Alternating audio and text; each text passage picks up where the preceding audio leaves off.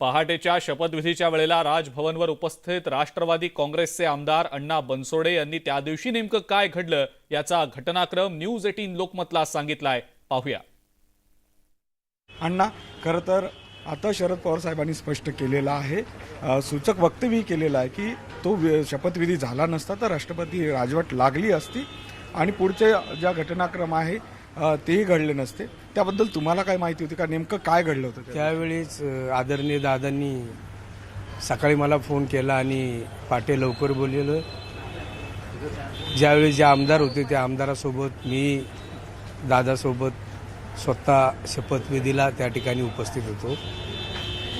आम्ही 12 आमदार एकूण सकाळी पाटे शपथविधीला त्या ठिकाणी दादाच्या सोबत गेलो होतो. पण नेमकी काय कल्पना होती की हे सगळं ठरवून करायचं होतं? शरद पवारही तुम्हाला बोलले होते का त्यावेळेस? काय घडलं होतं? नाही, तसं नाही. आदरणीय दादांनी मला सांगितलं, त्यामुळं मी दादासोबत त्या ठिकाणी गेलो.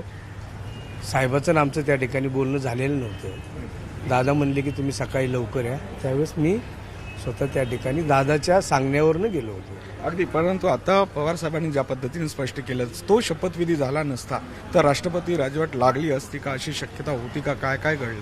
आता शेवटी साहेब बोललेले. साहेब बोलले म्हणलं तर आज आमच्यापेक्षा खूप मोठे आणि त्यांच्या वक्तव्याला महत्त्व पण आहे. ते बोलले म्हणजे तसं पण असेल.